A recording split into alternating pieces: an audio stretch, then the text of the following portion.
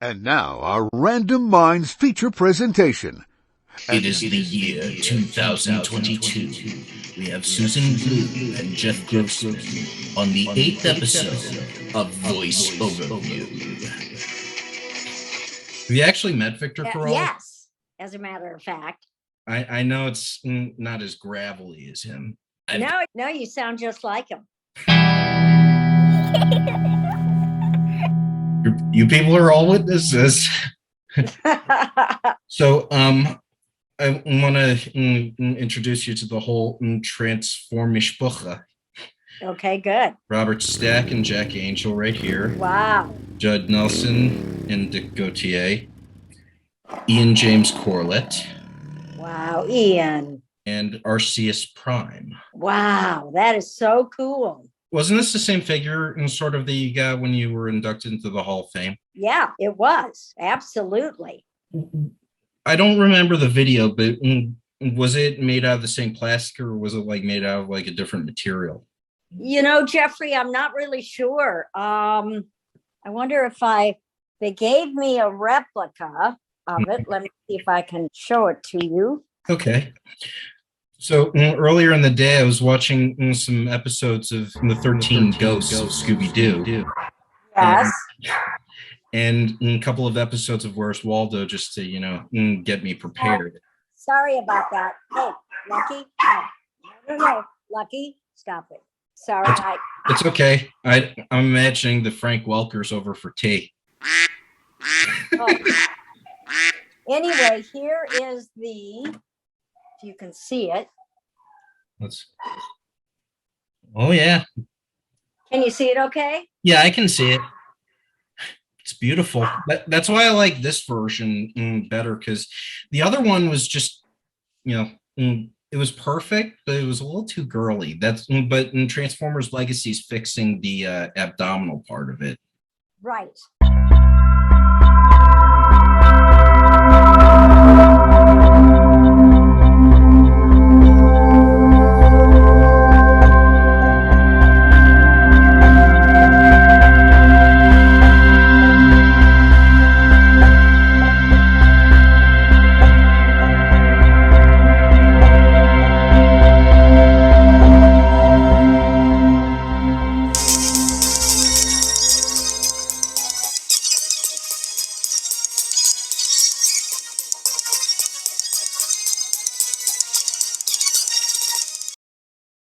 First, I want to say what a true honor this is. I know you hear this from every single Transformers and Gem the Holograms fan, just about anybody else.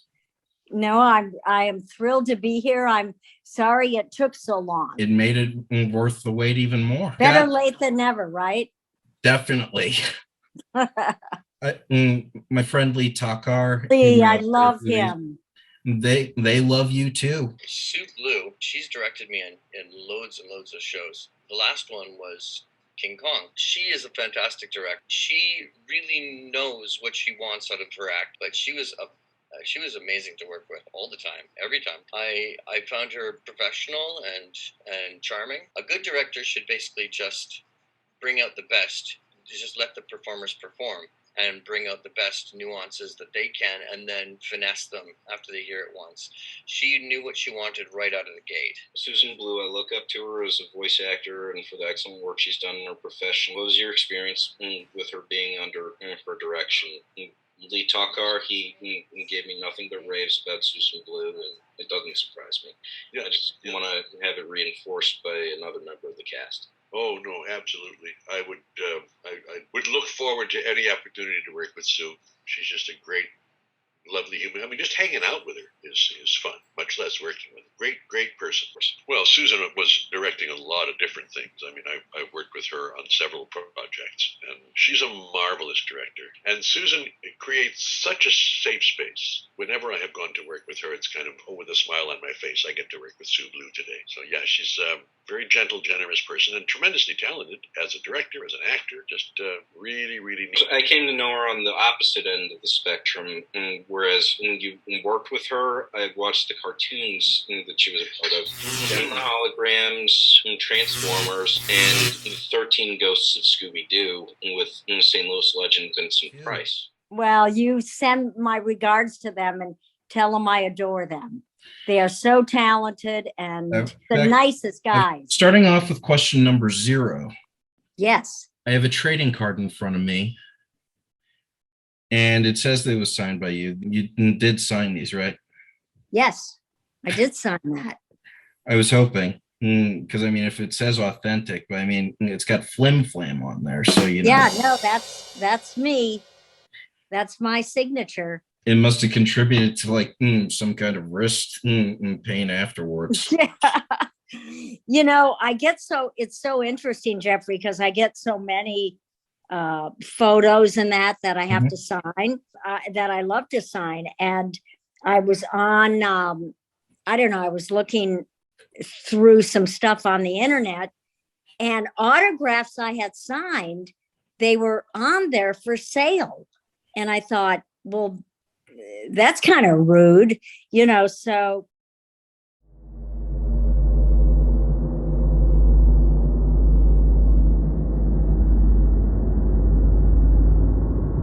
I pretty much stopped signing autographs unless I know, you know, that it's too Gary or too so-and-so. So I you know, because I get tons of stuff in the mail. And what happens is, I mean, I don't really care, but I'd rather just, you know, make it personal to the person I'm signing to. All the autographs I have, well, one I sold when I needed to. Those technically go with me to my grave. Oh, that's great. Well, and I imagine it's fine to sell them, but, you know, to have, you know, sign 40 of them and say they're for their church group and then find them out that they're, you know, being sold is something else. Well, I'm sure it was different with this because it was Inkworks who hired. Oh, yeah. Oh, yeah. I remember that. And I also have Frank's. Frankie Welker. He and Peter Cullen and Jim Cummings and Rob Paulson. I would cut off each of my pinky toes or whatever to interview them. I wish that I could. I want to put an asterisk here that I would give my left toes. I need my fingers for port stenography. I understand. No, yeah, you want to keep your fingers. Reminds me of an old Alfred Hitchcock Presents, I think. But yes, never mind. But right now, all my energy and attention is on you. All right, sir. So I'm going to start off with number 1, using the voice of the person that I'm going to be asking about. Number 1, do you know the reason why Edo Ross was replaced with Greg Berger as Agent K in Men in Black? I directed that show. Yeah, I think Ed got a movie, or, you know, he got some other vital work that he was doing and was unable to do the series. So that's why, you know, we ended up with Greg. He never left the crime scene. He wanted me to find him. B, I want every active agent back at that hotel pronto. Sid, I want time alone on this. It's personal. And Greg was wonderful. That little joyride of yours was reckless, irresponsible, and unpardonable. What's he saying? He's saying goodbye. You're being terminated from MIB. Kay. Sorry. You're James Darrell Edwards III, NYPD detective. You've been away 3 years, working undercover, helping the FBI take down a crime ring. He's from my hometown, the same as Vincent Price. Oh, is that right? Yeah.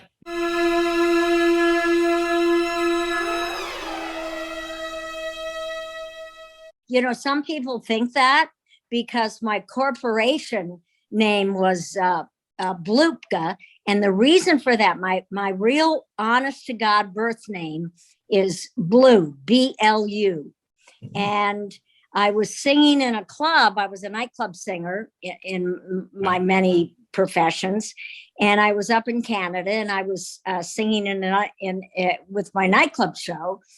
And I was signing the contract when I got there, and it said Susan Bloopka. and BLUPKA. And I said, why don't you hyphenate Susan Blue Blue PKA? PKA stood for professionally known as. So PKA, professionally known as, and that's how they do it on the contracts. And I thought, boy, someday if I have a company, I'm going to call it Bloopka. So no, my birth name is Susan Maria Blue, BLU. Number 2, I think of Flim Flam when I say this. What do you get more fun out of voicing a hero, child, villain, or robot? Oh boy, Jeffrey, I loved them all. And that's an Flim Flam. answer too. Flim Flam was really fun because, first of all, it was Scooby Doo. Flim Flam's the name, and I'm gonna change your luck. Flim Flam's the name, and I'm gonna change your luck from bad to good with an amazing new discovery. Lots of luck joy juice. It's a lucky charm in a bottle. Lots of luck removes all unwanted curses, jinxes, and evil spells. It's also a great rocket fuel and a darn good dandruff remover. In fact, I have a little picture of them on my wall. I'll show you. Flim Flam is one of my favorites, but I think Nanny Smurf is also one of my favorites. But here is, can you see Flim Flam? Yes, I can. I have him on my wall. Yeah. And of course, there's Nanny Smurf. Crowded? Huh. Pretty soon I'll need a map just to find my closet. Already smurfed one up for you. What's that window doing open, Nanny? It's the middle of winter. Nothing like a breath of fresh air to get you going, eh, Smoogle? And there's also Mary Phillips to the right of her. Yes, right there. Was the last name of Stormer taken from Britta Phillips, who was the singing voice for Samantha Newark? Then I take the floor, as I've often done before. I feel the change come over me. I get such a thrill, it feels like time is standing still. Jeffrey, I wish I knew. I can't really. I've heard rumor to that effect, but I don't. What does the FBI say? I don't know for sure. I don't know. I can't answer that for sure. Okay. I want to make it clear that I know that we're spanning decades here with your platinum career. And I mean that in the most sincere way possible. So if there's anything that is blurry or that you don't recall, those are perfectly acceptable answers. All right. Thank you. Of course. I mean, you've done all of us a fan service, and you're doing me a service now. So whatever, any service that I can give you, big or small, I am more than happy to do. Thank you, darling. I want to make this worth your time, and I want to be able to stand out as one of the fans who's more than just a fan. And someone who's actually done his research, knows what he's talking about. I don't know. I guess someone that you wouldn't be able to forget so easily for the right reasons. Well, I am honored to participate in today's event. So thank you. God bless you in advance. And now, our Random Minds feature presentation. Okay, since we were talking about Lee and Richard, and I've also got Venus right here. Venus Terzo with a T. She's so. Have you interviewed her? No, I don't have that much of a reach. I mean, if I could probably ask Richard or Lee, but oh, absolutely. I think Venus too is doing a lot of television, on camera stuff. I think those guys in Vancouver, so wonderful. Have you been able to interview Scott McNeil? Your nephew Rat Trap isn't really one of my favorite Maximals. What the name of my great Aunt RC is going on here? That's great. Is David K. David K. David, I did a lot of work with David in Vancouver, and also a ton of work with him in LA. That would explain how he was able to do Transformers animated and the DuckTales relaunch. Yeah. Oh, yeah. No, he has just a tremendous career in Los Angeles. I love David. He's my favorite Charles Xavier. Yeah. Oh, he's great. Such a good guy. As we're talking about David, let's get to number 3. What I'm confused about is how Beast Wars, part of the franchise, was done in Canada. Well, a lot of the other parts of it were stateside. How did that work out that you were the voice director for Vancouver voice actors? Well, it's interesting because my very first voice directing gig, I had been voicing, and I had always wanted to be on the other side of the glass directing, when I worked with the best directors, Gordon Hunt, Wally Burr, on and on and on. If I'm leaving anybody out, I apologize. Jenny McSwain. I was directed by all of them. Andrea Romano. I was directed by all of them. And there was also Marcia Goodman, I think. Marcia Goodman, yeah, from Deke. She was at Deke at the time that I knew her. But anyway, I, wanted to venture out in my career and do some other things. And I wanted to direct.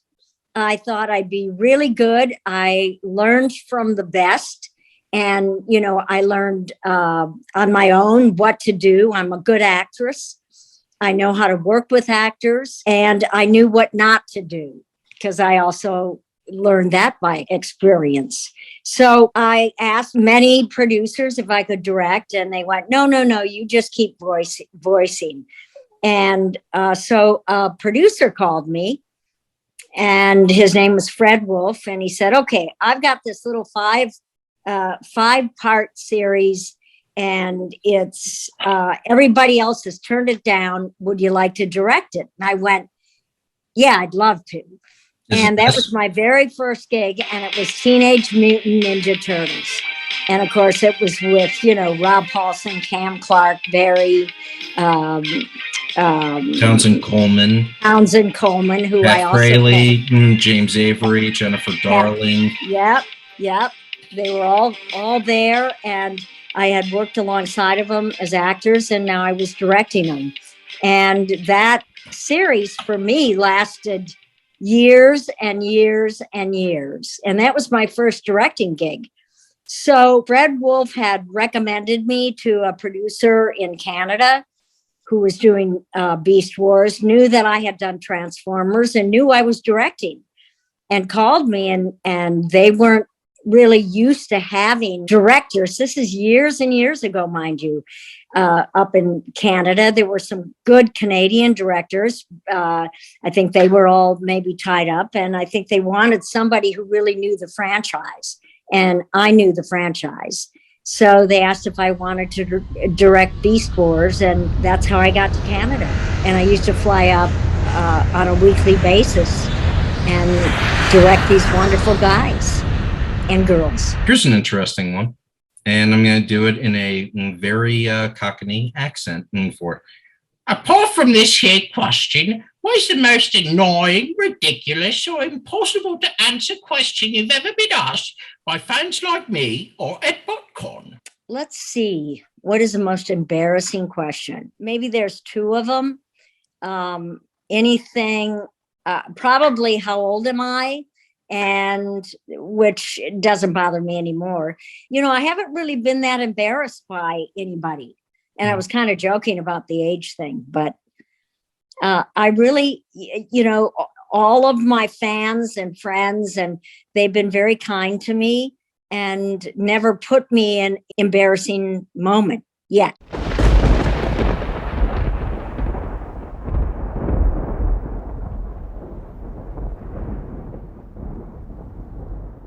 I'm straight, but I am an LGBT ally.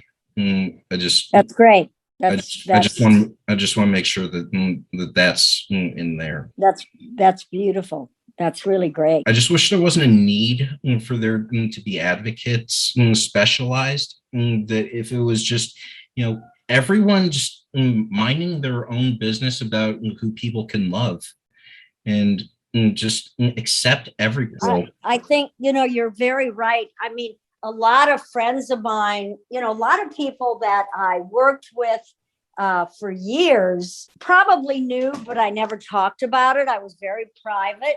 Mm-hmm. And to be honest with you, very closeted about my private life until really the last several years. I mean, people knew, but I just wouldn't talk about it.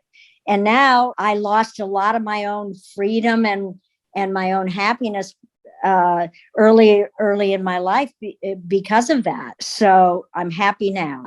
God knows what's going to happen with the Supreme Court and all the messes we're in, with stuff like gay marriage and things like that. I can't even bring myself to think about it, but thank you for that.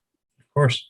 How does it feel knowing that your brother-in-law has been in the memory of everyone who's ever seen Willy Wonka and the Chocolate Factory? Yeah, it's really unbelievable. Now there's a guy who's, grown up. I won't tell you how old he is, but he's, a grown man. And he goes to, Willy Wonka. All of a sudden, every commercial on the air has the Willy Wonka music. And I love the movie. And when Tanya and I got together and I learned that her brother was Mike TV, I just thought it was so cool. And here's a guy out there doing all these conventions and, he's really made an unbelievable career out of Mikey TV. It's amazing to me. And it's wonderful. He's a wonderful guy and I love him. And, he deserves everything good that's happening to him. And I'm just so glad that he can keep. Television works. You photograph? Sure, I do. You photograph something, then the photograph is split up into millions of tiny pieces, and they go whizzing through the air down to your TV set where they're all put together again in the right order. You should open your mouth a little wider when you speak. The memory of Mikey TV and Willy Wonka alive. Well, one of the reasons why I was thinking about that question is like Harris and the other actors whose characters, met a ill end during the movie. Right. I feel like there would be a part of the fanship that would be like, ugh, I hate to be those guys, and they. I don't know. Having a role kind of does something to a person in some circles. I don't know. What do you mean? Can you be a little more specific with that? Oh, our little group is getting smaller by the minute. Look at me, everybody. I'm the first person in the world to be sent by television. Wow, what a wild trip that was. You mean they turn into that person or? No. People would just think that like the role would be a reflection of the actor, and not just in Paris's case, but I mean like people who have been like in roles and have been typecast and other stuff. Right. I'm trying to get a perspective. It's of no consequence into this. I mean, you've told me that Paris has made a good life out of it and that he's loved by his fans. That's all anybody needs to know. Yeah, exactly. What character in your voiceover career, who do you feel you identify with the most? I think RC from Transformers, her strength, her vulnerability, her honesty, it's all the kind of characteristics that I try to be aware of on a daily basis, whether I am or not. That's another story. It was Spike's exosuit. Dad's exosuit. He told me all about it. Here, try it on.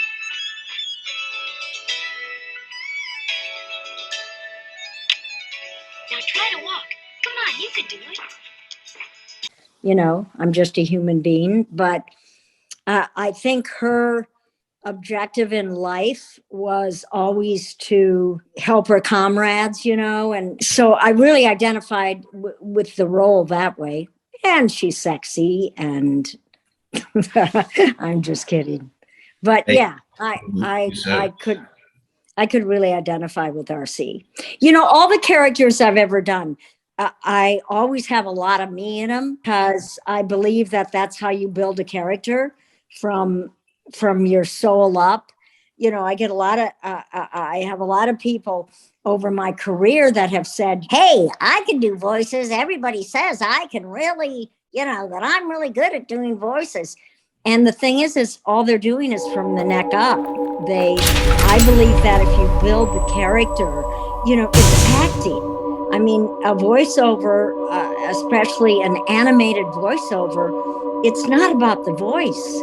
It's about bringing the character to life through the emotions and the heart of the character. Then the voice comes out of it.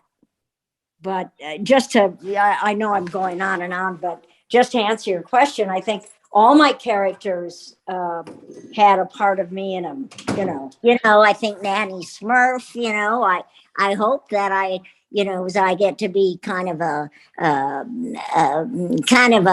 go-getter and why you little whippersnapper. That I got a little whippersnapper in me. It must be amazing to be one of the elite few female Smurfs, followed by Lucille Bliss and Julie Dees McWhorter. Yeah, it was great. Yeah, and of course, June Foray. June Foray. June Foray. Yeah. Yeah, no, it was great being a Smurf. I loved it. Don Messick must have been a hell of a guy to work with. Great Smurfs! What's happening now? Don't worry, Sonny. That's just Castle Captor disappearing for another 500 years. He was wonderful. He was just the nicest guy. And boy, I'll tell you, the characters that came out of him were amazing. And, Grandpa, perhaps you should introduce us to your friend. Well, hello, Sonny.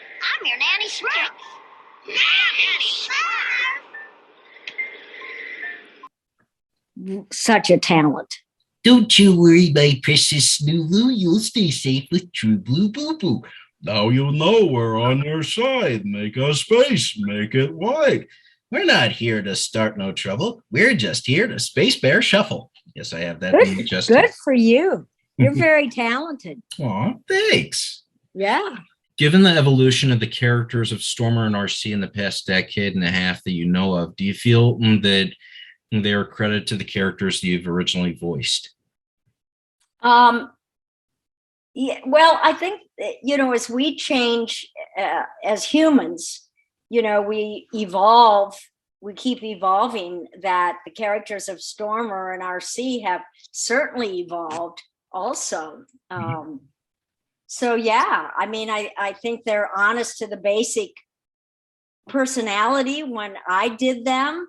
But I think they've certainly gone into evolved. Yeah.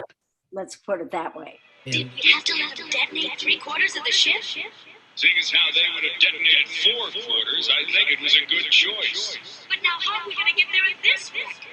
Receptor. And they basically took the audience conspiracy of that one episode where you and Kathy and Bloor's characters joined together away from the other bands. Yeah. Yeah, because in the IDW comics, they were in a relationship. Well, and also, Stormer kind of was the good misfit. Yep. She was the only reason I could actually sit through an actual episode of Gem and the Holograms, because I just... Come on. Well, all right. Oh, Craig! Stormer! Over here! I think I hurt my leg. Hold on. I've got you. I thought that the other misfits were really petty, and it was really hard for me to watch.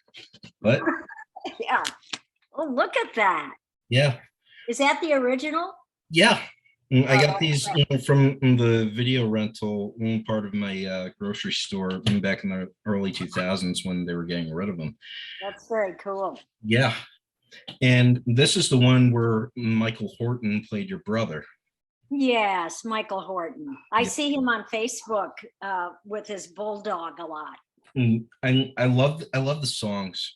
She's too much of a rebel, she'll land you in a stew. She's a bad influence, a bad influence on you. That's terrific. That was the only song that I know of the Misfits and the Holograms sang. Yeah. Boy, the music was really great, I thought. Although it was a little too specialized in the lyrics to ever be believable as real records. Don't look now, here comes trouble. Here comes trouble heading my way. Once again, here comes trouble. Turning my blue skies to gray. I feel trouble. Yeah, that's true. I agree with you. But, they're making it so that people can actually have blue hair now. Yeah, yes. Yeah, every time I see an African-American girl with blue hair, I always think of Shayna. Totally. And now, rock along with today's music video. Question 7. Are there times when you're out on the street and who've not ever, seen your face or feel like they've recognized your voice from the cartoons that they've watched? Yeah, that has happened to me. Where people have occasionally walked up to me and said, do you do cartoon voices? And I go, yeah, that has happened. Not a lot, but You'd have to have trained ears for that. yeah, I'll say. Otherwise, not a lot of people would be able to realize that it wasn't Paul Frees who was in the Aesop and Son and Fractured Fairy Tales, part of Rocky and Bullwinkle, but Doss Butler. Yeah, exactly. I get more people really, which is kind of funny, recognizing me from Friday the 13th, part 7. Police, all right? Why? Damn it, she's out there. We are wasting time. Don't you understand that, Mrs. Shepard? What's the matter with you? You're just a lousy doctor. You're a coward. Give me that key. I saw a couple of clips from that, and that was a very interesting hairstyle, very reminiscent of the. Yeah, I call it my Farrah Fawcett hair. Oh, that's a very sad. Her death date is my birthday. Oh, honey, I'm sorry. What's even worse is she has to share it with Michael Jackson. Oh, that's awful. Yeah. It's awful. Since I talked about Paul Frees and Doss Butler, were you ever a fan of Rocky and Bullwinkle? I asked this of all the voice actors I've interviewed, but I didn't ask Michael that, and it didn't occur to me then. Yeah. Oh, absolutely. That was like, the epitome of the height of when animation was going to go crazy. Do you know what I mean? Of course. And it was just so pure. That sounds like a lady in distress. No. Gee, didn't you ever read the Hero's Handbook? I can never get past the picture of General MacArthur on the cover. Well, Chapter 2 says we should always help ladies in distress. Paul Frees, it's interesting because I was Poppy the Pillsbury Dough Girl to his Dough Boy. Oh. Hi, I'm Poppy the Pillsbury Dough Girl. Nothing says love it like my chocolate chip cookies. Woo-hoo! Exactly. Yeah, I worked with Paul Frees quite a bit. What was he like? Because I've heard that he was kind of an abrasive person. He was always great to me. He was just great. And he was one of the first few to ever do his voiceover lines from off location from his house. Yeah, that's true, isn't it? Now everybody's doing them from their house. One of the things I really love about the interviews that I've done in the past year or so is I learned so much from it. And everything from Michael Bell being in Star Wars to the family history of Greg Berger and how his family came from where my family came from, and all the stuff that Brian Cummings told me about promo and voice acting. All of it just bolsters my love of all of it, and it's magic. Voice acting is the purest kind of magic there is. Oh, it really is. Yeah. And very good at it. And it's the ultimate equalizer. I mean, when Michael Bell was in Morning Star, it was a completely different type of Hollywood prism. You had to look the part. I mean, you had to be Tony Geary to be Luke Spencer.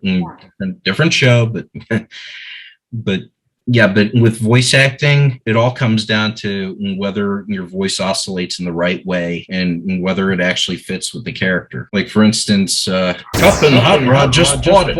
I can't deal with it now. Face it, Magnus. The Decepticons are going to dog us until they see us dead. And that's exactly what they're going to see. Prepare for emergency separation. That's too dangerous. What choice do we have? Boy, that's terrific. I'm a huge Robert Stack fan. I have his autograph downstairs. Oh, that's great. Yeah, and I loved. Get to work with Judd Nelson. I did a scene with Judd. I was afraid you'd be trapped outside the city. I wasn't worried for a microsecond. Acting is all about responding to what the other person is saying. Then you probably didn't understand the situation. That's when it's great, when you have somebody to play with. I've also interviewed Flint. I just haven't been able to, format it right. And I'm too afraid to ask him to do a re-interview because he didn't seem happy about that. But that's on the side. Transformers the movie is one of the best movies ever made, and isn't it? Yes. The only time any of the Michael Bay ones come close is Dark of the Moon. What is this? Silent treatment? We've seen that, and this is not that. Definitely. This is worse. Prime, make something of yourself. He's been. You lied to us. Everything humans know of our planet, we were told, had all been shared. So why was this found in human possession? I was able to revisit the movie, I don't know, quite a few months ago, and boy, to me, it still held up. And you better stay close to me. No, you'd better stay close to me. Yeah. It still held up. What I really love about voice acting also is there's voiceover circles. Deke would have the same voice actors for their projects, and Hanna-Barbera especially. That is definitely one of the most circled cast of voice actors ever. Yeah, it was great that because I was able to break into Hanna-Barbera. It is true, I'd always work basically with most of the same people. Yeah, when I first started out in voiceover acting, there was, it was Michael Bell and Frank Welker and Don Messick and John Stevenson.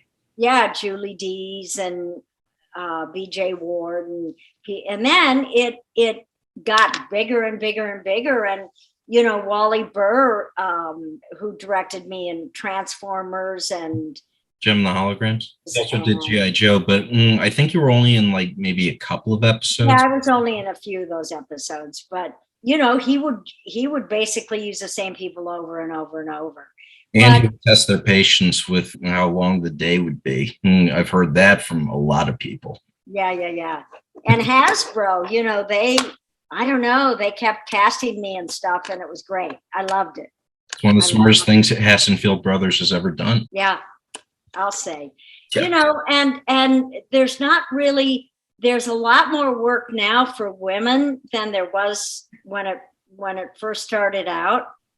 And you see a lot more women doing even car commercials, and many, many animated shows now are for women. And so that's great. And also there's the thing that you and June Foray and Nancy Cartwright and Tara Strong do is they cast women for little boys. As opposed to what Doss Butler used to do back in the days of Rocky and Bullwinkle. Oh, hi, Pop. This isn't lunch. So I figured candy, is it? Yeah, I was going to give it to my girl for Valentine's. Instead, you gave it to your stomach. She doesn't like me anymore. She's got a crush on Butch Creases. Well, I should think you should be heartbroken. Well, I was for about 10 minutes. Junior, you have just displayed one of my best adages, to wit, time heals all wounds. Charles Ruggles. Right. You are really good. Have you done this for Michael and the other people you've interviewed as far as I've peppered quite a few of my voices in, but I think that Brian summed it up best when he said that I'm a good mimic. Yeah, you're a wonderful mimic. I used to own your books. My great uncle in California sent them to me. I don't have them anymore because the format of audition and everything has changed. I didn't know if it was still pliable to this. It wasn't a personal thing that I got rid of them. I wish I still had. I'm not sorry. I have Asperger's.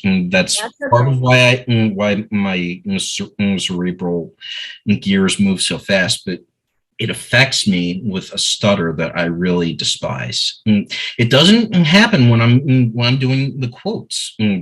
Right? Isn't that interesting? Yeah, it's Asperger people are unbelievably intelligent. So, and we're like Planet Pluto. We're declassified. Yeah, it's just plain old autism now.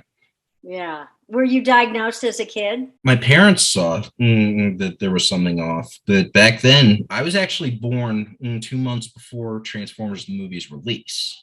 Right. So back in those days, people didn't really talk about it. But my parents, they had the foresight. And it wasn't until like I was 14 that I got evaluated. But I got the help that I needed. I've got my, filter. I've got my social cues improving, and I'm going into a field where I'm not going to need to talk that much except to, swear in the witness. Oh, what are you doing? I'll show you.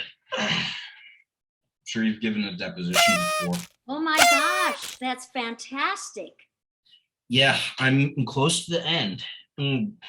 How long did it take you to learn that? More than I really wish to say, because the program that I was in, they were dismantling it, and it took a lot longer. It's not something I'm really proud of. Into each life some rain must fall. But no matter how much I do, I hope to God John Moschitta never has to give a deposition in St. Louis. Exactly. I even told him that myself. Oh, yeah. Congratulations. I think that's fabulous. Yeah. It's a profession that's sort of like an inverse of what we were talking about with voice actors, how it used to be dominated a lot by men. Female stenographers were mostly the norm. So that's kind of a interesting little parallel. That is so cool. I'm so glad you're doing that. Yeah, but I haven't given up on my dream of becoming a voiceover artist. Okay, don't. I need something to fall back on because, like you said, voice acting has exploded. It really has. It's, I was very lucky to get into directing when I did, because a lot of my friends, the different echelon of ages, Tara is Tara Strong, that group of Casusi, they're like right behind me. And Jennifer Darling, myself, Susan Silo, June Foray was ahead of me, and then along came people like myself and Patricia now Paris, Noel. And there are people behind Kath and behind Tara and behind Gray. Griffin, Gray Griffin, that are now coming up. So, I mean, life goes on and newbies come into the industry all the time. There's one that I can think of whose mother you used to work with, and Pat Music's daughter, Mae Whitman. How about that? Pat Music is one of my dearest friends. Yeah, and she was Snappy Smurfling. Yeah, she sure was. And, and Mae is, she's a star. She's a TV star. Voice Overview will return after these messages.